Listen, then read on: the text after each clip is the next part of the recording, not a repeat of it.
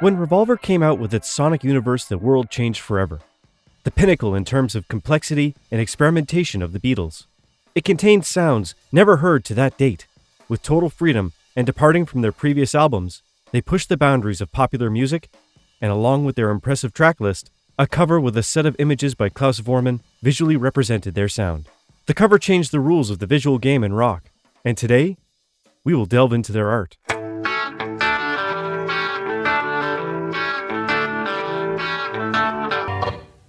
Go from just although you know the beginning of the last verse. What did you do then, Paul? It was very interesting. Revolver, which in its title referred to the movement of the turntable platter, and not to the gun as it is sometimes believed, was to be called Abracadabra, until they discovered that another band had already used it. When discussing possible alternatives during their German tour, Lennon opted for 4 sides to the circle, in response to McCartney's Magic Circle, and Ringo jokingly suggested After Geography, a play on the title of the Rolling Stones' recently released Aftermath LP. Bubble and Squeak, Beatles on Safari, Freewheeling Beatles, and Pendulum were other names that sounded out until the band settled on Revolver, confirming their choice in a telegram to EMI sent from the Tokyo Hilton on July 2nd.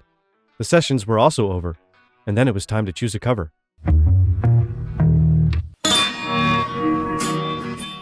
Robert Freeman had been the band's main photographer thanks to the fact that in 1961, he took some photographs of John Coltrane, which later caught the attention of Brian Epstein, the Beatles' manager.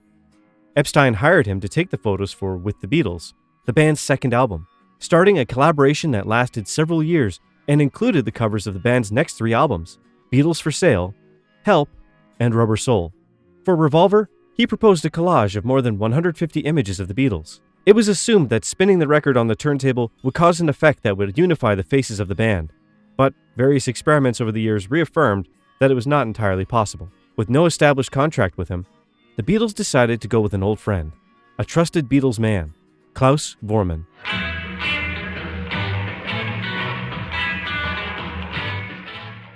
Klaus was familiar with the Beatles from their Hamburg days.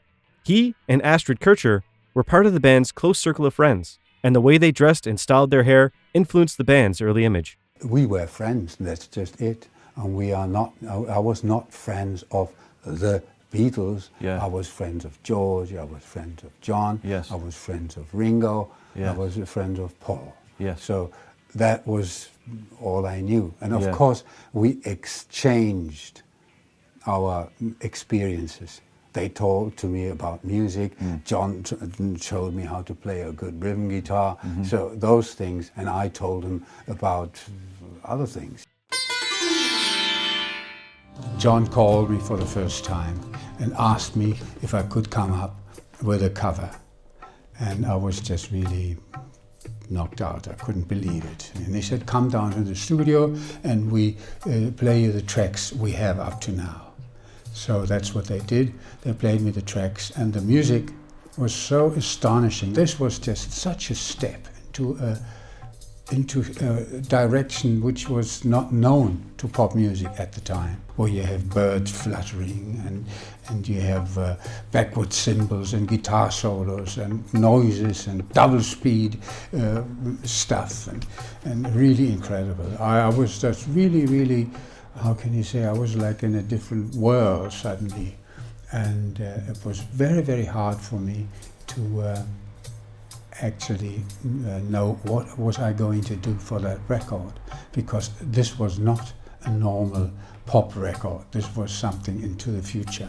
So I had to try, and that's what I always do when I get a job, a graphic job, is I have to see what's the frame, what is the public. I couldn't be too surrealistic, too crazy. I couldn't be like Hieronymus Bosch or something. I had to stay in line, so to speak. I had to go home and think of something, and I was racking my brains and couldn't come up with a solution. I finally said, what do we need?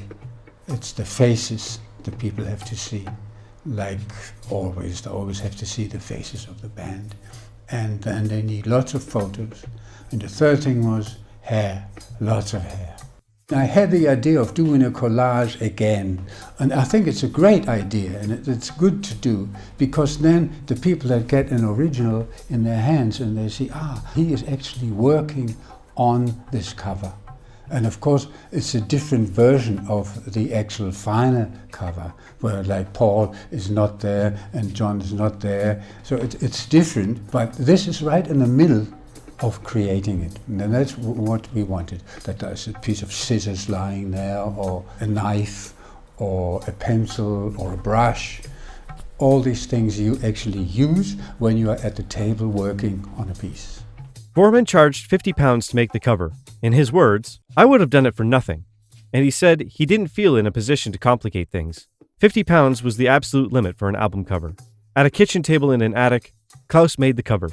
This is what he said about the process. "It took me about 3 weeks to create the cover, but in terms of concentrated work, about a week. Much of that time was spent with scissors, scalpel, and glue, selecting and arranging fragments of photographs within line drawings of the band members. In choosing to work in black and white, I wanted not only to shock, but I wanted also for the work to stand out in the muddle of color. But a psychedelic influence in the Revolver cover? Well, what is psychedelic? Look at Bruegel or Hieronymus Bosch. Those guys were far out. I don't know if they ate mushrooms or whatever, but I know that whatever is inside you doesn't have to come out through drugs." In his line drawings of the four Beatles, Voormann was inspired by the work of 19th century illustrator Aubrey Beardsley, who was the subject of a long-running exhibition at London's Victoria and Albert Museum in 1966, and very influential on fashion and design issues at the time. The concept of connecting the four faces with hair and photographs was intended to show the band in their words, as if in another state of consciousness, so that the older images seemed to be coming out of them. The song, Tomorrow Never Knows 2, influenced Klaus's visual, as the use of tape loops, backward recordings, and Ringo Starr's hypnotic percussion helped create the psychedelic vibe for the collage. Tomorrow Never Knows was so far removed from early Beatles songs that even I thought to myself, well, the normal kind of Beatles fan won't want to buy this record, Voormann recalled. But they did. The breakdown of the photographs that accompany Voormann's illustrations in Revolver have been a source of research and obsession for fans and specialists to find each one. They've succeeded almost in their entirety. Let's review each one of them.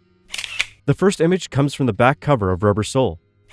Ringo's face was cut from this Beatles image.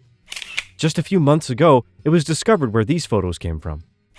Like the first picture, this George Harrison came from the back cover of Rubber Soul. The first of two photos by Diezo Hoffmann for the cover. They extracted this photo from a 1963 Beatles session at Abbey Road. This famous photo of Paul crying comes from these sessions. This photo of Ringo adjusting his tie comes from here. John Lennon during a performance in 1963. From the Beatles for Sale artwork comes this photo of George Harrison. This image remains undiscovered, or rather, published in any format or medium. Klaus has told fans that it was given to him personally by the band, and that it came from a band boat trip. Others say it came from this still from the movie Help, but we're not sure. The famous boot featured in Help was brought to John's home in Kenwood, and a famous photograph of him with the boot gives this image. From the famous photos on the beach of Diezo Hoffmann comes this image with its altered perspective. One of the strangest images is this one of John Lennon in some kind of armor. It comes from here. This John Lennon is from here. This peculiar George Harrison came out of this portrait. This 1964 photo with a fisheye lens was taken by Al Aronovitz, arguably one of the best known of the cover. Paul, with his cap in the center, comes from this image. Paul lying in the studio gave material for this part of the collage. Next to him, a slightly strange John Lennon is featured here in the center of the cover.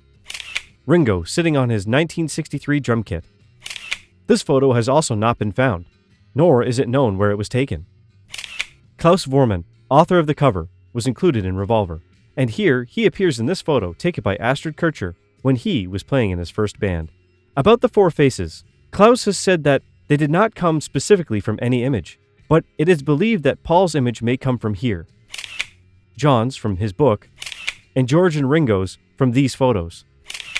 The eyes were drawn by Klaus with the exception of Harrison's, which were cut from this 1963 photograph by Norman Parkinson.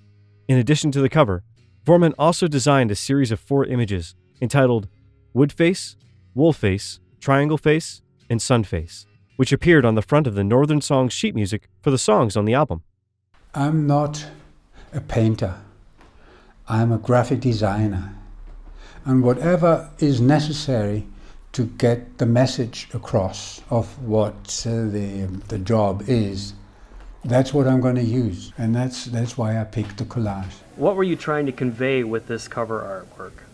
New hair is really, really important. And the fact that they had hair on their forehead and stuff was like a completely new thing. Normally the people had shaved their heads and had a normal hairstyle, and this was sensational. It was really very, very important at the time.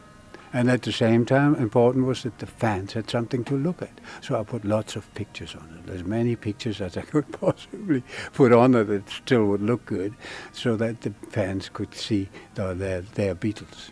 For many, Revolver represented the creative peak of the band. It set a precedent in cover design. The music industry surrendered to the power of the image, which also gave Klaus a Grammy for his design. And with Revolver, the Beatles would reach their creative limits up to that moment, and would continue marking the path for the future of music. I showed them the finished cover, and they were all pleased. Yeah. And Brian Epstein was in the corner sobbing. And after a while, when he pulled himself together again, he came up to me and said, "Klaus, you gapped the bridge between the music and the public. That cover is perfect, and now I'm relieved, and I know the people are gonna accept this music."